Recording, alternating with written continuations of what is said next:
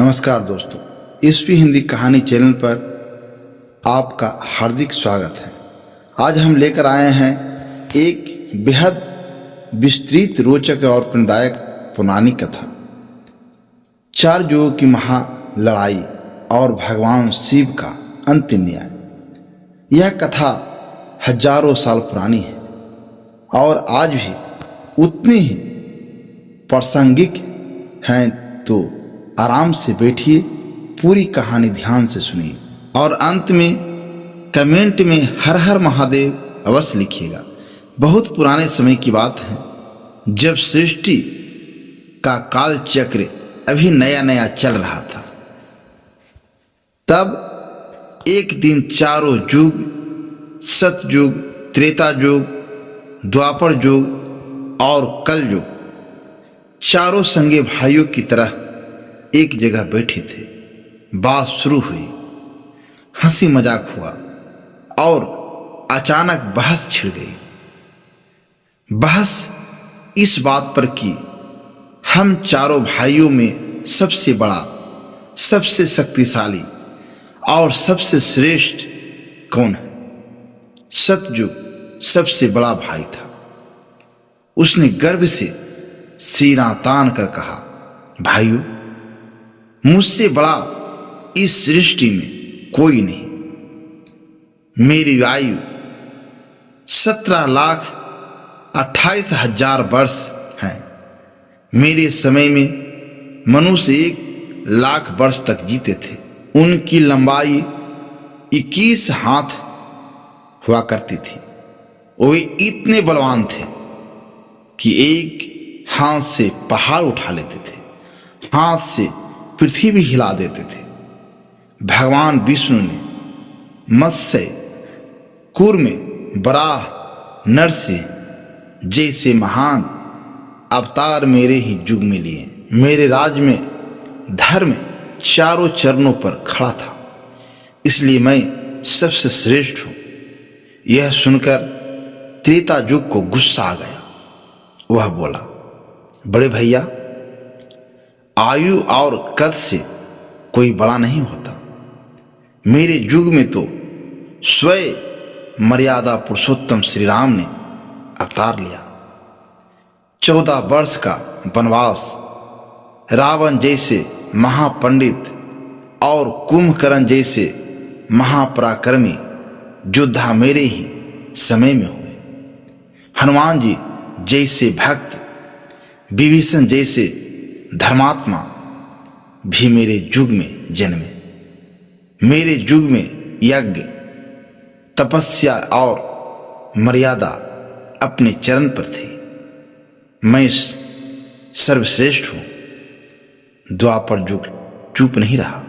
वह जोश में आकर बोला, तुम दोनों तो बस पुरानी बातें गिना रहे हो। मेरे युग में तो 16 कलाओं से पूर्ण भगवान श्री कृष्ण ने अवतार लिए, जिन्होंने गीता का ज्ञान दिया, विराट रूप दिखाया। मेरे युग में महाभारत जैसे महासंग्राम हुआ। भीष्म पितामह, द्रोणाचार्य, कर्ण, अर्जुन, भीम, युधिष्ठिर, एकलव्य, जरासंध, बलराम, ऐसे ऐसे महारथी मेरे युग में हुए कि गिनते गिनते थक जाओगे। मैं सबसे श्रेष्ठ हूं। अब बारी आई सबसे छोटे भाई कलयुग की।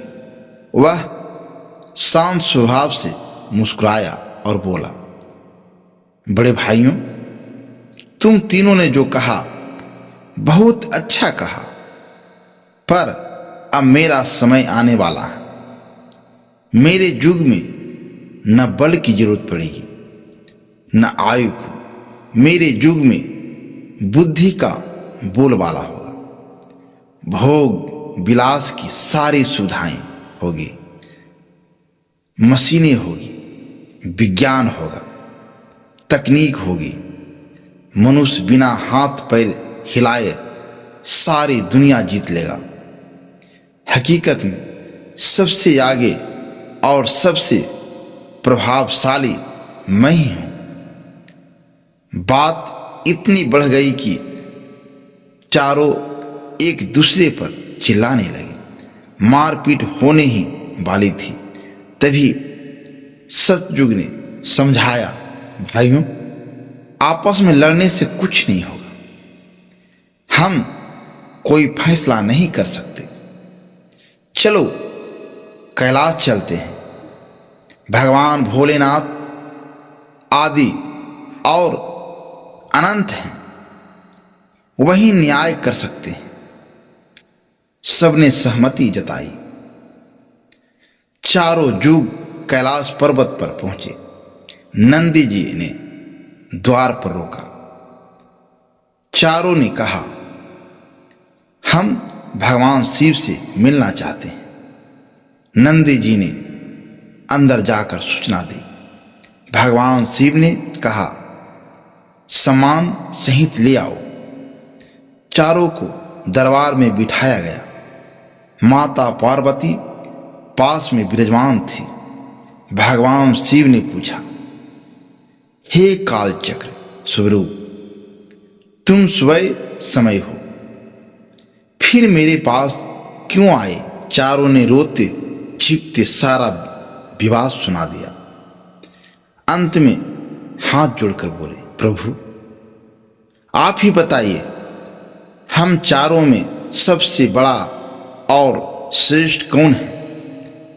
भगवान शिव ने गंभीर होकर कहा, ठीक है, मैं तुम्हारी परीक्षा लूंगा। जो पास करेगा वही सबसे बड़ा घोषित होगा। फिर भगवान शिव ने अपनी राय से एक भयंकर विशाल लोहे का परसा बनाया। उसका वजन हजारों हजारों टन था। उसके पास ढेर सारे चावल रखे। बोले, मेरे 500 गण भूखे बैठे हैं। इस परसे में चावल पकवाओ और सबको तृप्त करो। हर युग अपने युग का प्रतिनिधि मनुष्य भेजेगा। सबसे पहले सतयुग की बारी। सतयुग ने एक 21 हाथ लंबा पहाड़ जैसा बलवान मनुष्य प्रकट किया। वह तलहटी में पहुंचा। परसा देखकर मुस्कुराया। एक हाथ से परसा उठाया जैसे कोई खिलौना हो। बड़ी भट्ठी खोदी, जंगल उजाड़कर लकड़ियां लाया, आग जलाई, परसा रखा, चावल पानी डाला। जब चावल पक गए तो खुद पत्तल लगाकर सब गणों को भरपेट खिलाया। काम पूरा कर वापस आया। सतयुग गर्व से फूला। फिर त्रेता युग की बारी। उसने कुंभकर्ण जैसा विशाल काय योद्धा भेजा। उसने दोनों हाथों से परसा उठाया, भट्ठी बनाई, आग जलाई, चावल पकाए और सबको खिलाया। काम आसानी से हो गया। अब द्वापर युग उसने भीम जैसा शक्तिशाली मनुष्य भेजा। परसा अब और भारी था। उसने पूरी ताकत लगाई। नसें फूल गई। हाँफते हाँफते परसा उठाया, जैसे तैसे भट्ठी पर रखा, चावल पकाए और सबको भोजन कराया। पसीना पसीना हो गया पर काम पूरा किया। अंत में कलयुग की बारी आई। तीनों बड़े युग हंसने लगे। अरे, इसका मनुष्य तो सिर्फ 3 हाथ लंबा और 100 साल की आयु वाला होता है। यह क्या करेगा? भगवान शिव ने भी कहा, कलयुग परसा अब सबसे भारी है। फिर भी तैयार हो गया। कलयुग शांत स्वर में बोला, प्रभु आप बस देखते रहिए। कलयुग ने एक साधारण कद लाठी वाला लेकिन अत्यंत तेज बुद्धि वाला मनुष्य भेजा। वह नीचे तरहटी में पहुंचा। परसा देखकर एक बार भी हाथ नहीं लगाया। उसने दिमाग लगाया, परसे के ठीक नीचे जमीन खोद डाली, वहां भट्ठी बना दी, लकड़ियां जलाई, आग लगा दी। परसा अपनी जगह पर था ही नीचे से गर्मी पहुंची और चावल अपने आप पक गए। जब चावल तैयार हुए तो उसने गनों से बड़े आदर से कहा, महानुभावों, आप सब मेरे मेहमान हैं। कृपया आपस में ही बाल्टियां उठाइए और एक दूसरे को भर पेट भोजन परोस दीजिए। गन हंसते हंसते बाल्टियां लेकर सबको खाना परोसने लगे।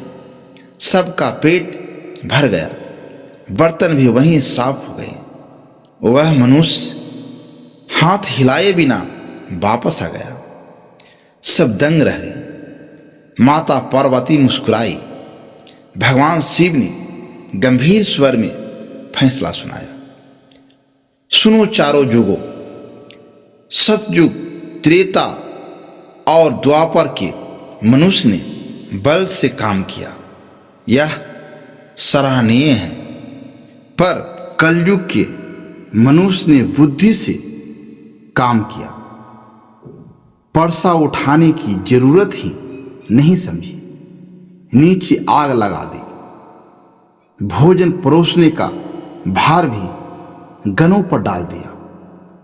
यही बुद्धि आगे चलकर मशीन बनाएगी, यंत्र बनाएगी, बिना हाथ पर हिलाए सारी सृष्टि को जीत लेगी। तुम्हारे युगों में रावण, कुंभकर्ण जैसे बलवान थे, पर इतने मूर्ख कि साक्षात भगवान को पहचान न सके, इसलिए अवतार लेना पड़ा। कलयुग में बल कम होगा पर बुद्धि इतनी तेज होगी कि मनुष्य चंद्रमा पर चलाएगा, आकाश में उड़ेगा, बिना हाथ लगाए काम करेगा।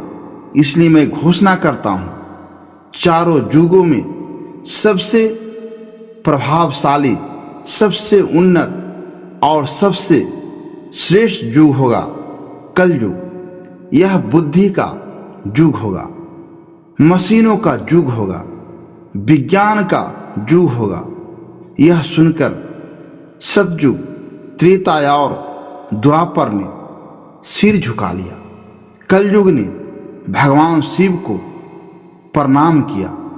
चारों युग अपने अपने लोक को लौट गए। दोस्तों, यह प्राचीन कथा आज भी हमें यह सिखाती है, बल और पराक्रम का अपना स्थान है, पर इस युग में बुद्धि ही सबसे बड़ी शक्ति है। जो बुद्धि से काम लेगा वही आगे बढ़ेगा। कथा कैसी लगी? अगर अच्छी लगी तो लाइक करें, शेयर करें, चैनल को सब्सक्राइब करें और कमेंट में अवश्य लिखें हर हर महादेव। मिलते हैं अगली कथा में। जय भोलेनाथ, जय श्री राम।